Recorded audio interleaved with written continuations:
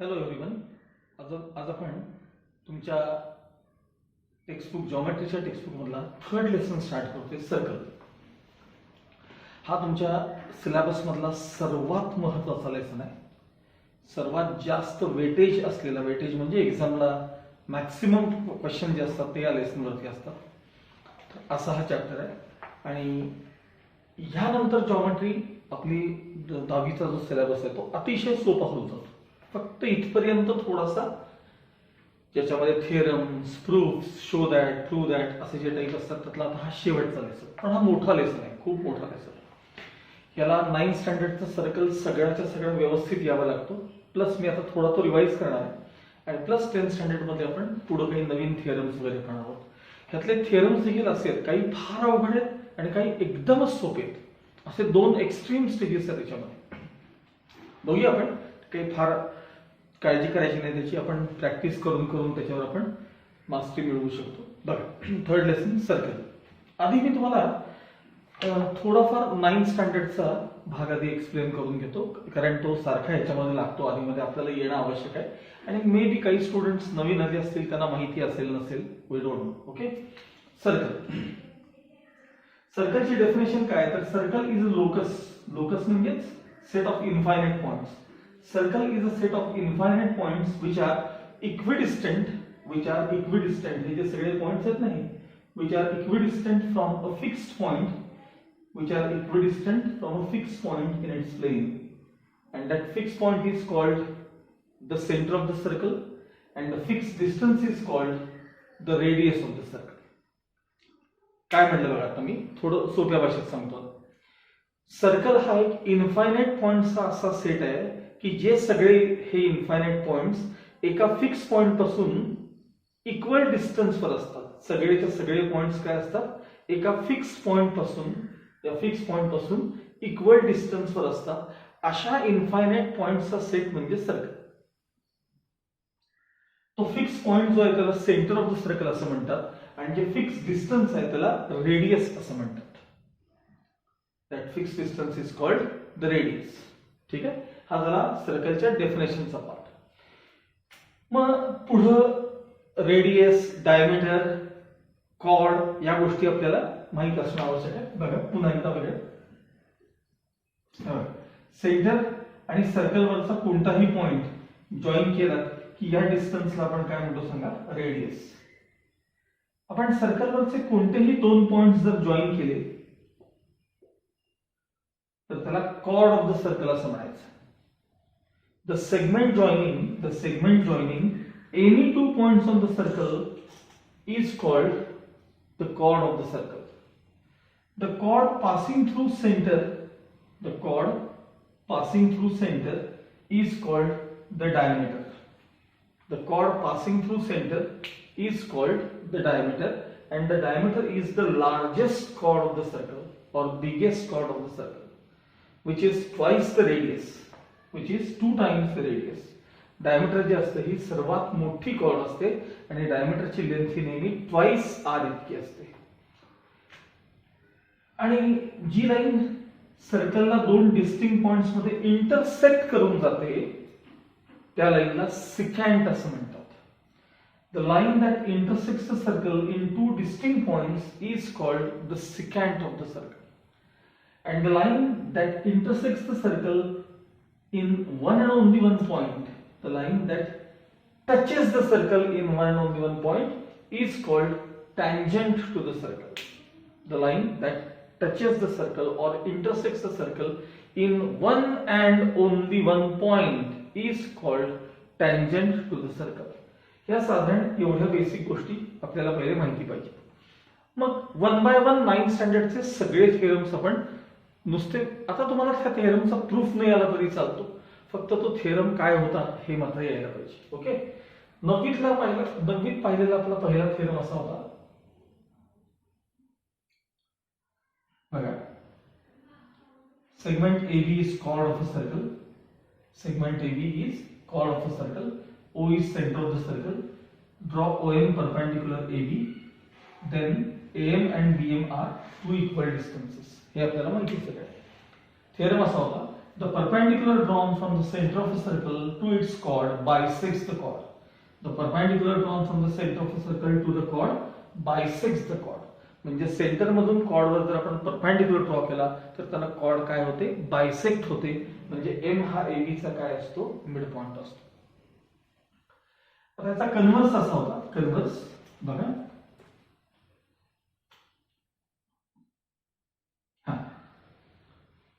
Now m is midpoint of AB हे तुम्हाला given मध्ये दिलेलं आहे.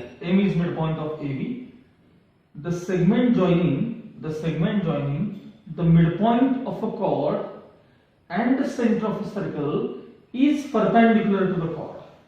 The segment joining the midpoint of a chord and the center of a circle is perpendicular to the chord. म्हणजे chordचा mid point आणि सर्कलचा centre join करणारी segment किंवा join करणारी लाईन त्या कॉर्डला काय असते, परपेंडिक्युलर असते. हा त्याचा कन्वर्स होता. त्यानंतर आपण पुढचा थिअरम बघूया, पाहिलेला काय बघूया आपण.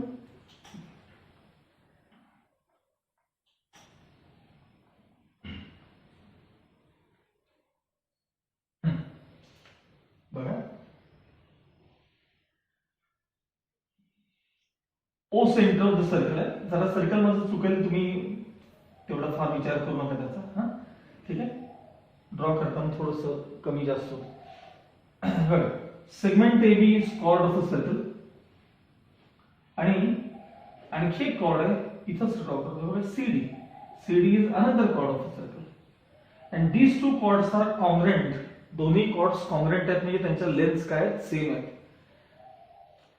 मग जर सेंटर मधून या कॉर्डवर परपेंडिक्युलर ड्रॉ केला आणि सेंटर मधून त्या कॉर्डवर परपेंडिक्युलर ड्रॉ केला तर OM आणि ON हे दोन्ही डिस्टन्सेस देखील इक्वल असतात. कधी जर कॉर्ड्स कॉन्ग्रेंट असतील तर. आता हे जॉमेट्रिकल लँग्वेज किंवा इंग्लिश मध्ये आपण कसं म्हणतो बघा, congruent chords of a circle are equidistant from काही वेळ इक्विडिस्टन्स म्हणतात म्हणून मी मुद्दामून असं उच्चार केलाय. congruent chords of a circle are equidistant from the center of a circle. म्हणजे सर्कल मध्ये जर कॉर्ड्स कॉन्ग्रुएंट असतील तर त्यांचं सेंटर पासूनचे डिस्टन्सेस पण काय असतात, इक्वल असतात. आणि याचा कन्वर्स बघा, समजा हे जर दोन्ही डिस्टन्सेस इक्वल असतील तर कॉर्ड्स AB आणि CD देखील कॉन्ग्रुएंट असतात. मग अशी काय म्हणलं मी, कॉर्ड्स कॉन्ग्रुएंट असतील तर ते डिस्टन्सेस सेम असतात. आता मी कन्वर्स सांगतो, ऐका. द कॉर्ड्स म्हणजे AB आणि CD, the chords which are equidistant from the centre, are congruent. म्हणजे chords which are at equal distance आता मी distances म्हणतोय, which are at equal distance from the center are congruent chords. The chords which are equidistant from the center are congruent. आता याच्यासारखाच आणखी एक theorem आहे याच्यामध्ये, तो म्हणजे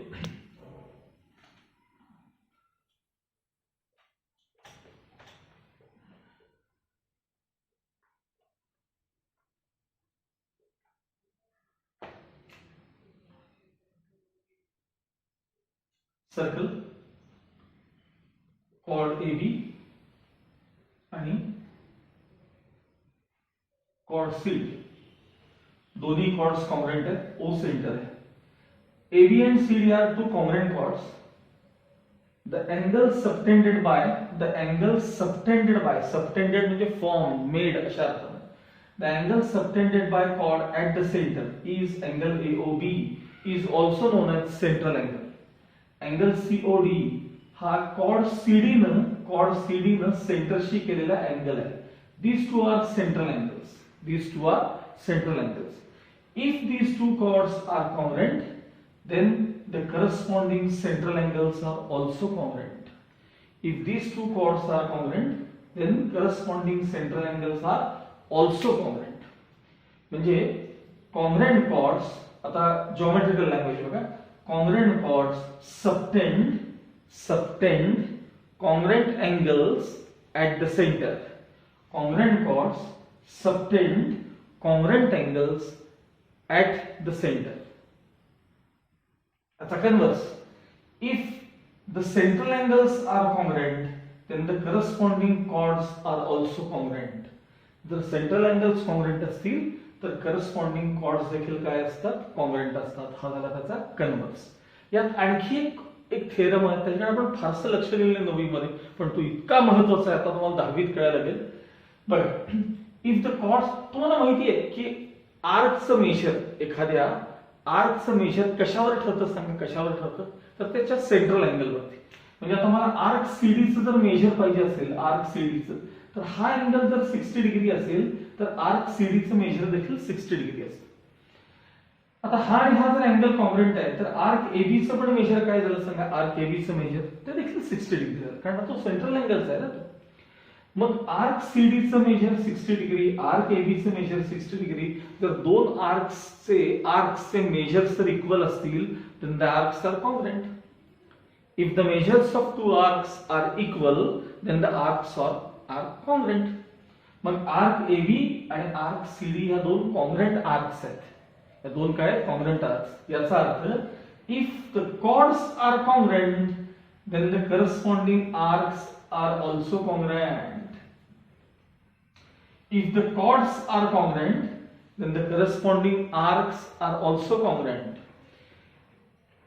If the arcs are congruent, आता converse सांगायला बोले, if the arcs are congruent, then the corresponding chords are also congruent. Then the corresponding chords are also congruent. Arcs congruent असतील तर chords देखील congruent असतात. आर्क्स कॉंग्रुएंट असतील तर corresponding chords देखील कॉंग्रुएंट असतात. ह्या सगळ्या गोष्टी तुम्हाला प्रॉब्लेम सोडवताना ठिकठिकाणी लागतात की नाही बघा. हा 9वीचा पार्ट, अजूनही जर तुमच्याकडे टेक्स्टबुक असेल 9वीचं तर ते एकदा पहा, रिवाइज करा, त्यातला सर्कल सगळा रिवाइज करून काढा. एस्पेशली थिअरम्स त्यातले सगळेच्या सगळे रिवाइज करून घ्या. ठीक आहे. साधारण मला जेवढा आता गरजेचा वाटतोय तेवढा मी आता पार्ट तुम्हाला 9th स्टँडर्डचा हा एक्सप्लेन केलाय. आणि आधीमध्ये काही गोष्टी येतीलच, त्यावेळी मी पुन्हा तिकडे जाईन 9th स्टँडर्डच्या सिलेबस मध्ये आणि तो पार्ट मी तुम्हाला एक्सप्लेन करेन. ओके.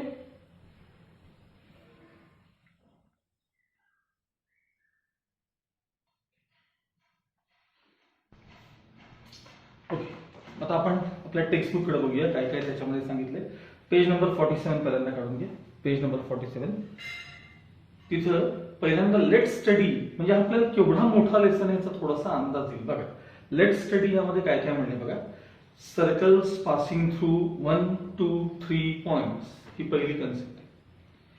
त्यानंतर सर्कल्स टचिंग ईच अदर, म्हणजे टँजंट सर्कल्स म्हणतात त्यांना. इन्स्क्राइब्ड अँगल फार महत्वाचा पार्ट आहे. Inscribed angle and intercepted arc, ते आपण येईल त्यावेळी बघूया.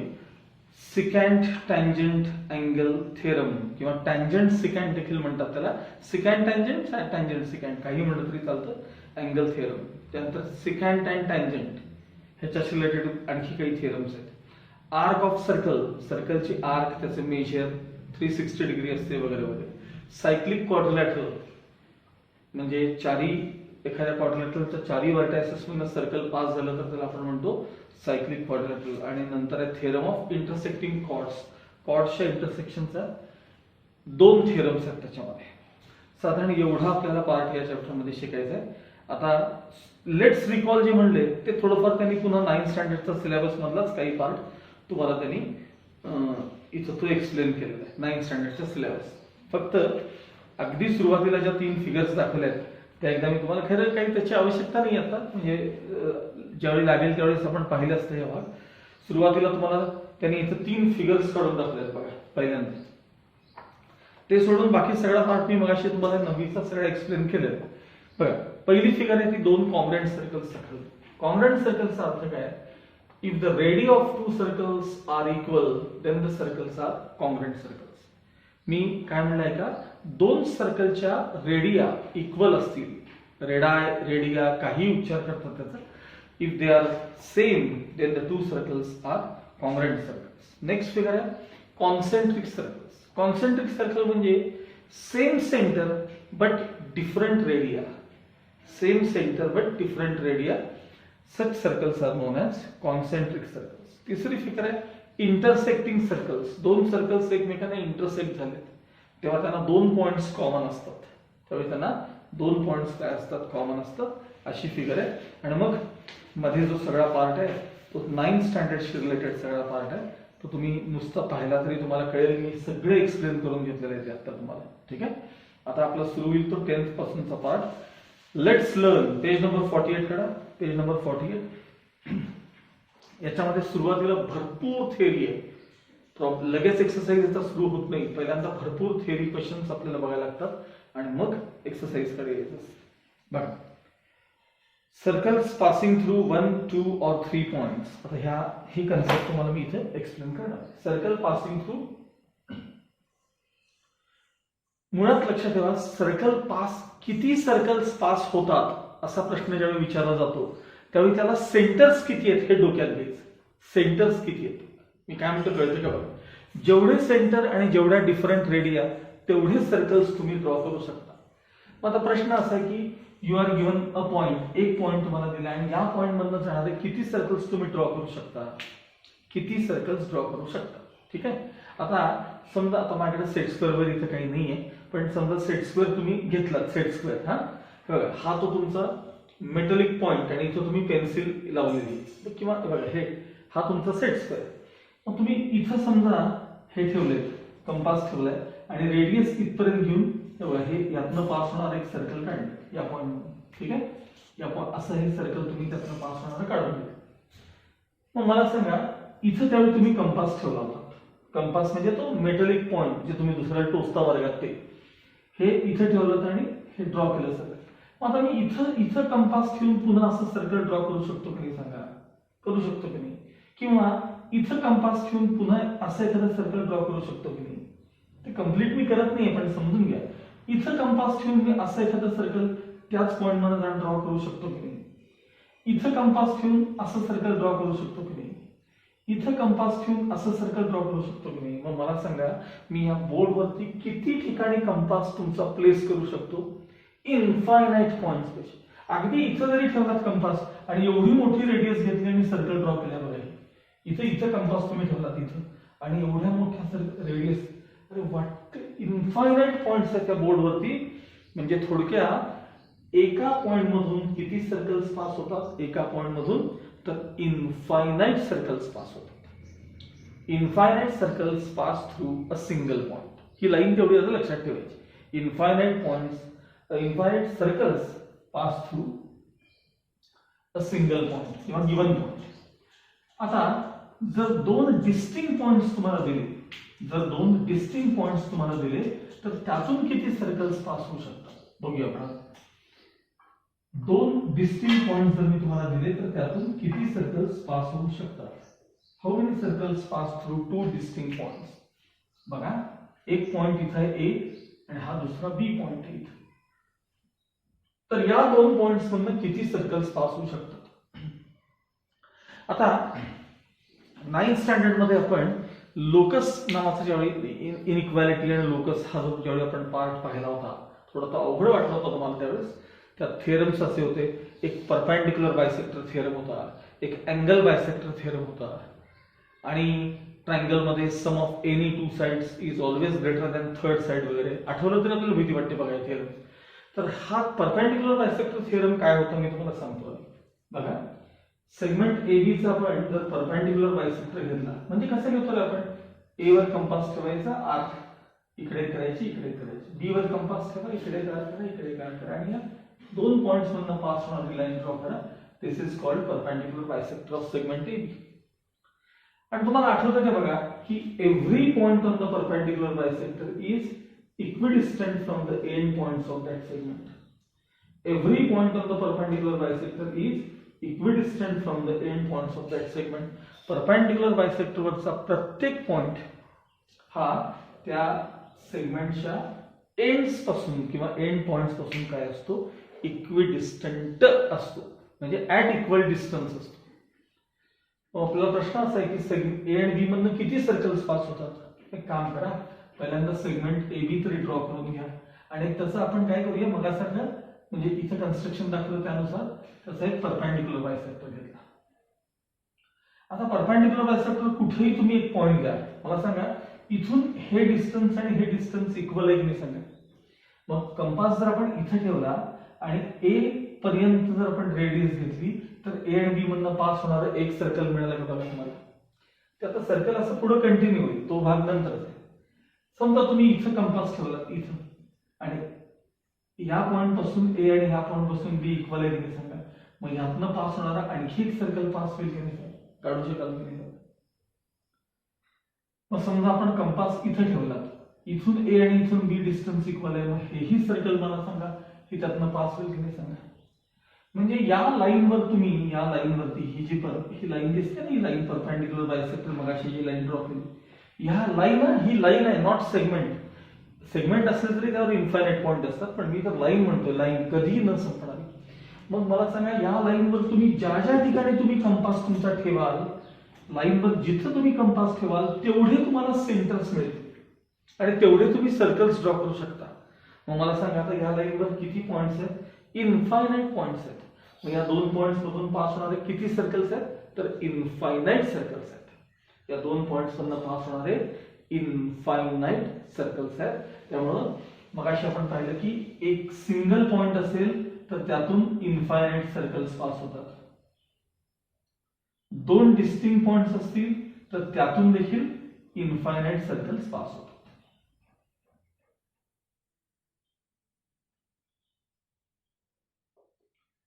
Infinite circles pass through a single point. Infinite circles pass through two distinct points. ठीक आहे. आता आपण सगळ्यात महत्त्वाचा भाग पाहणार आहोत ते म्हणजे three distinct points, three non collinear points. Non collinear शब्द नीट आहे का. थ्री नॉन कोलिनियर पॉइंट्स मधून किती सर्कल्स पास होऊ शकतात. काय म्हणलं मी, थ्री नॉन कोलिनियर पॉइंट्स मधून किती सर्कल्स पास होऊ शकतात हे आपण आता पाहणार आहोत. तीन नॉन कोलिनियर पॉइंट्स. त्या आधी मला तुम्ही जर कन्स्ट्रक्शन मागे कधी शिकला असेल कुठल्या वर्षी मला आठवत नाही आता हे, म्हणजे मे बी 7th स्टँडर्ड वर पण झालंय आणि कदाचित 9वीत पण झालं असेल की एखादा ट्रायंगल जर दिला असेल तुम्हाला, एखादा ट्रायंगल बघा ट्रायंगल, आणि तुम्हाला सांगितलं की या ट्रायंगलचं सर्कम सर्कल ड्रॉ करा, circum circle, in circle draw करा, सर्कम सर्कल ड्रॉ करा, असं जर कधी किंवा काही लोक ड्रॉइंगचे एक्झाम वगैरे देतात त्यांना ते माहित असतं. How to draw a circumcircle of a triangle. ट्रायंगलचं सर्कम सर्कल तुम्ही कसं काढता, बस त्याच्याशी रिलेटेड हा पार्ट आहे. मग तुम्ही कोणत्याही दोन साइड्सचा काय घेता, परपेंडिक्युलर बायसेक्टर घेता. कोणत्याही दोन साइड्सचा काय घेता, परपेंडिक्युलर बायसेक्टर. मग समजा आपण AC चा परपेंडिक्युलर बायसेक्टर घेतला, हे बघा म्हणजे हे दोन डिस्टन्सेस काय आहेत सांगा, इक्वल आहेत. आता मी समजा AB चा परपेंडिक्युलर बायसेक्टर घेतला, हे बघा हा AB चा परपेंडिक्युलर बायसेक्टर, एक AC चा आणि AB चा परपेंडिक्युलर बायसेक्टर, लाईन L आणि लाईन M म्हणूया त्याला आपण. ठीक आहे, बघा हा पण परपेंडिक्युलर बायसेक्टर आहे.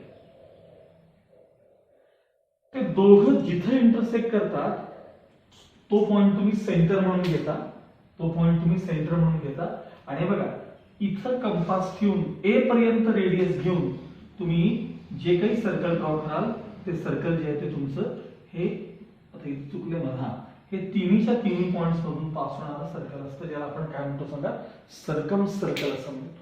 ज्याला आपण काय म्हणतो, सर्कम सर्कल. मग साधा विचार करा की तीन नॉन कोलिनियर पॉइंट्स तुम्हाला दिले, थ्री नॉन कोलिनियर पॉइंट्स, तर मला सांगा त्या तिघातून किती सर्कल्स पास होतील असं तुम्हाला विचारलं. या तिघातून, अरे शेवटी मला सांगा हे जर मी जॉईन केलं तर हा ट्रायंगल ABC होणार आहे की नाही, पुन्हा होणार ना. मग मला सांगा की तिन्ही पॉइंट्स मधून सर्कल पास व्हायला पाहिजेत, म्हणजे तुम्हाला किती सेंटर्स मिळतील त्याच्यावर तेवढे सर्कल. आता मगाशी नाही का सांगितलं तुम्हाला, या लाईनवर किती पॉइंट्स आहेत, इन्फायनाइट पॉइंट्स आहेत. मग इन्फायनाइट सेंटर्स मिळतील, मग इन्फायनाइट सर्कल्स पास होतील. जेवढे सेंटर्स तेवढे सर्कल्स, हे साधं गणित लक्षात ठेवायचं. मग आता मला सांगा की AB चा हा परपेंडिक्युलर बायसेक्टर आहे, मग या लाईन M वरती असे इन्फायनाइट पॉइंट्स आहेत की ज्यापासून A आणि B काय असतील सांगा, इक्विडिस्टंट असतील, बरोबर. लाईन एसी चा एल हा काय आहे सांगा, परपेंडिक्युलर बायसेक्टर आहे. मग या पण लाईनवर इन्फायनाइट असे पॉइंट असतील की ज्यापासून ए आणि सी इक्विडिस्टंट आहेत. पण मला सांगा, आपण काही बेसिक ऍक्सियम्स पहिल्यांदा पाहिले होते, पॉस्ट्युलेट्स अँड ऍक्सियम्स, 9th स्टँडर्ड सुरुवात आठवा. Two distinct lines intersect each other at one and only one point. Two distinct lines intersect each other at one and only one point. मग मला सांगा, लाइन्स एल आणि एम एकमेकांना किती पॉइंट्स मध्ये intersect करतात? एका पॉइंट मध्ये, एका 2 पॉइंट मध्ये, एका 3 पॉइंट मध्ये, एका 100 पॉइंट्स मध्ये इंटरसेक्ट करतात. तर to distinct lines intersect each other at one and only one point. त्यामुळे आता ओ हा पॉइंट असा आहे, ओ हा पॉइंट असा आहे की जो ओ पॉइंट लाईन एल वरती का सांगा आहे. मग ओ पासून, म्हणजे हा परपेंडिक्युलर बायसेक्टर आहे, मग ओ पासून ए आणि ओ पासून सी इक्वल डिस्टन्स आहे की नाही सांगा. म्हणजे थोडक्यात ओ ए आणि ओ सी इक्वल आहे, ओ ए आणि ओ सी इक्वल आहे. आता ओ पॉइंट लाईन एम वर पण आहे की नाही सांगा, लाईन एम वर ओ हे आहे ना, म्हणजे ह्याच्या परपेंडिक्युलर बायसेक्टर वर आहे की नाही. आपण काय बघतो माहिती आहे, परपेंडिक्युलर बायसेक्टर वरचा पॉइंट हा सेगमेंटच्या एंड पॉइंट पासून काय असतो, इक्विडिस्टंट असतो. म्हणजे ओ ए आणि ओबी पण इक्वल आहे की नाही सांगा, ओ ए आणि ओबी इक्वल आहे. म्हणजे मला सांगा, या ओ ए ला ओबी आणि ओसी दोन्ही इक्वल आहे. म्हणजे थोडक्यात ओ ए, ओबी, ओसी हे तिन्ही इक्वल आहेत.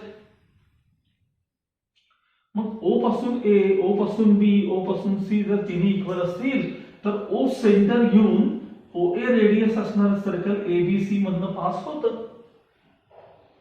म्हणजे या तिघांमधून सर्कल पास होतं हे नक्की झालं. आता किती पास होतात मला सांगा.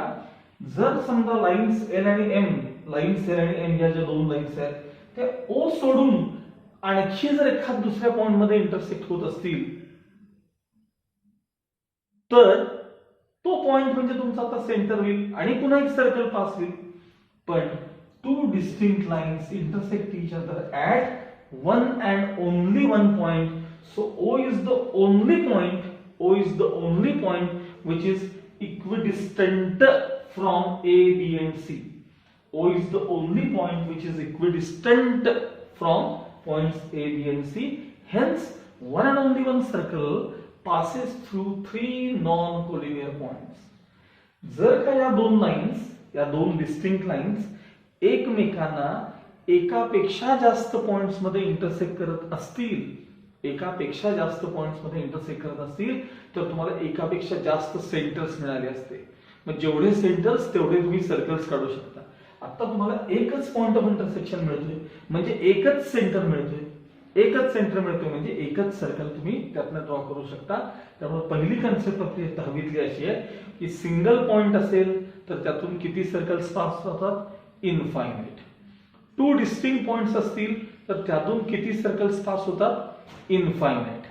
But three non-collinear points are given, then one and only one circle passes through three non-collinear points. हे पूर्ण चॅप्टर वर ही लाईन लक्षात ठेवायची. One and only one circle passes through three non-collinear points. तीन non-collinear points जर तुम्हाला दिले असतील, तीन non-collinear points, तर त्यातून फक्त एकच सर्कल पास होऊ शकतं. One and only one circle passes through three non-collinear points. Okay?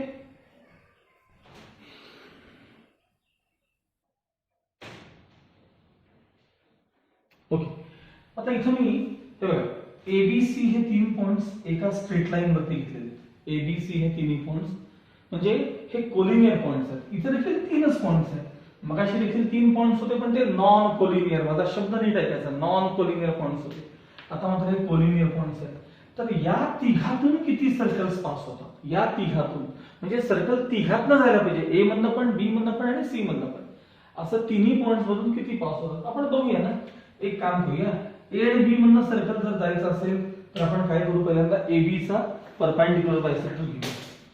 पहिल्यांदा आपण एबी चा परपेंडिक्युलर बायसेक्टर घेऊया. बघा, एबी चा परपेंडिक्युलर बायसेक्टर घेतला. आता ही जी लाईन आहे त्याला लाईन एल म्हणूया आपण. ही लाईन एबी ला परपेंडिक्युलर आहे, मिड पॉइंट मधनं पास झाली म्हणजे हा झाला परपेंडिक्युलर बायसेक्टर. याच्यावरचा कुठलाही पॉईंट तुम्ही सिलेक्ट केला की तिथून ए आणि तिथून बी काय सांगा इक्वल डिस्टन्स वर आहे. ठीक आहे, मग असं हे बघा ओए ओसी इक्वल आहे, ओए ओबी इक्वल आहे, तसंच इथे पण आहे. आता आपण बीसी चा परपेंडिक्युलर बायसेक्टर घेऊया, कारण बी आणि सी मधनं पण सर्कल पास व्हायला पाहिजे. हा झाला बीसी चा परपेंडिक्युलर बायसेक्टर, समजून घ्या. तर हा झाला बीसी चा परपेंडिक्युलर. या बी वरती सॉरी या लाईन वरती एम वरती, या लाईन एम वरती जेवढे म्हणून पॉइंट्स आहेत ते सगळे पॉइंट्स बी आणि सी पासून काय सांगा इक्विडिस्टंट आहेत. मग आता मला सांगा ह्या दोन्ही लाईन्स एकाच लाईनला परपेंडिक्युलर असल्यामुळं हे दोन्ही तुम्हाला सर्कल्स किती पास व्हायचे हे बघायचं ना, तिघातनं पास होणारे. मग असा एल वरचा आणि एम वरचा पॉइंट शोधा. हे बघा असा एल वरचा आणि एम वरचा असा पॉइंट शोधा की त्या पॉइंट पासून ओ ए, ओ बी, ओ सी सगळे तिन्ही इक्वल डिस्टन्स वर पाहिजेत, जसे इथे ओ ए, ओ बी, ओ सी. मग मला सांगा लाईन एल आणि एम या दोन्ही लाईन्स जे आहेत एल आणि एम या एकाच लाईनला जर परपेंडिक्युलर असतील तर या दोन लाईन्स कशा आहेत सांगा, पॅरलल आहेत की नाही सांगा. दोन लाईन्स करस्पॉन्डिंग अँगल कॉन्ग्रुएंट दिसतात तुम्हाला, म्हणजे या दोन्ही लाईन्स पॅरलल आहेत. पॅरलल असतील तर ते किती पॉइंट्स मध्ये इंटरसेक्ट करतील? They will not intersect each other at all. या दोन्ही लाईन्स एकमेकींना अजिबात इंटरसेक्ट करणार नाही. म्हणजे तो जो ओ पॉइंट आहे कॉमन तो तुम्हाला इथं अजिबात मिळणार नाही. म्हणजे सेंटर नाही, म्हणजे याचा अर्थ सर्कल मिळणार नाही. म्हणजे तीन जर पॉइंट्स कोलिनियर असतील तर त्यातून एकही सर्कल पास होत नाही. पण ते जर तिन्ही पॉइंट्स नॉन कोलिनियर असतील तर त्यातून one and only one circle passes through three non-collinear points. लक्षात आलं सगळ्यांना?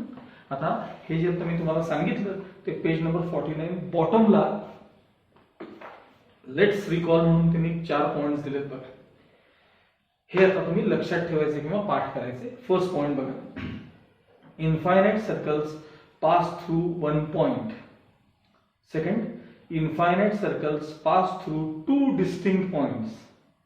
Third, there is a unique चा earth one and only one. Unique म्हणजे एकच, only one. there is a unique circle passing through three non-collinear points. Unique circle, one and only one circle. आणि चौथा point बघा, no circle can pass through three collinear points. असतील तर त्यातून एकही circle pass होत नाही. ओके, हा पार्ट सारखा पुन्हा एकदा ऐका, म्हणजे व्हिडिओ पुन्हा पहा. बाकीचं आपण नेक्स्ट व्हिडिओमध्ये पाहणार.